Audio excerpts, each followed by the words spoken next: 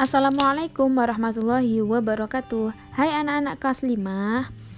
Pada pembelajaran kali ini kita akan belajar tentang pengaruh kondisi geografis Indonesia terhadap kondisi sosial dan ekonomi di Indonesia. Seperti yang telah kita bahas sebelumnya, lebih dari setengah wilayah Indonesia berupa lautan. Maka dari itu, Indonesia disebut atau dijuluki sebagai negara maritim. Indonesia terletak di antara dua samudra dan dua benua. Itulah letak geografis Indonesia. Dengan adanya kondisi sebagai negara kepulauan dan juga negara maritim, keadaan tersebut memberikan pengaruh terhadap kehidupan masyarakat Indonesia, yaitu kehidupan sosial dan juga kehidupan ekonomi penduduknya. Kita pelajari satu persatu apa saja pengaruh sosial dan pengaruh ekonominya. Kita bahas satu-satu, dimulai dari apa saja sih pengaruh kondisi geografis terhadap kehidupan sosial penduduk Indonesia. Ada 5 poin Ibu Guru tuliskan pada layar. Yang pertama, masyarakatnya mengenal transportasi pelayaran atau perairan. Untuk apa? Untuk mempermudah hubungan antar pulau-pulau yang ada di Indonesia.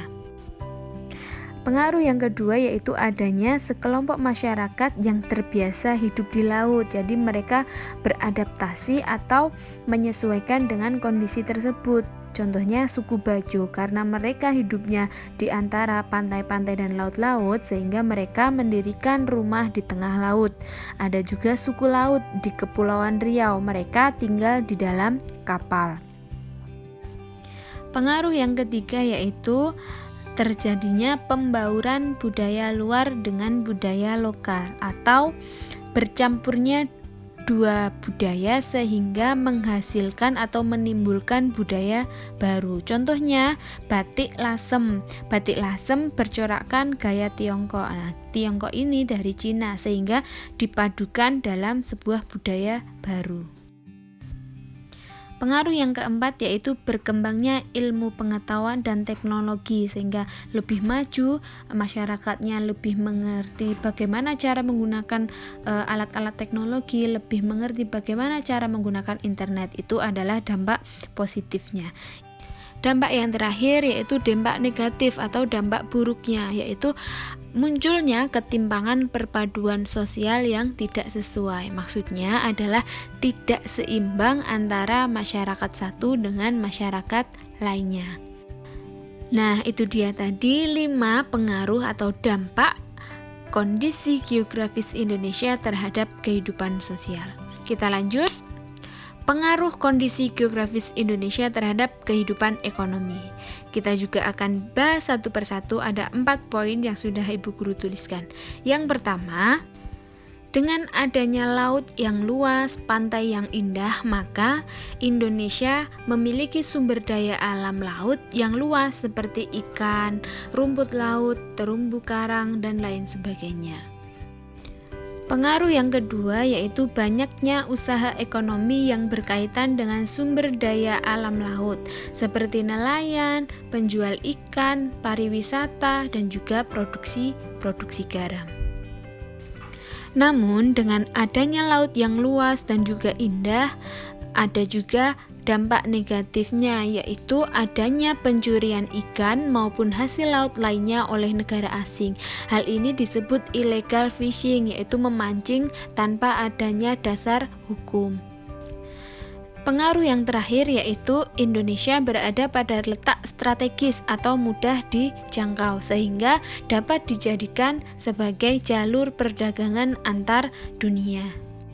Nah, itu dia tadi dampak atau pengaruh kondisi geografis Indonesia terhadap kehidupan sosial dan juga kehidupan ekonomi. Nah, bagaimana pemanfaatan sumber daya alam untuk setiap warga negaranya?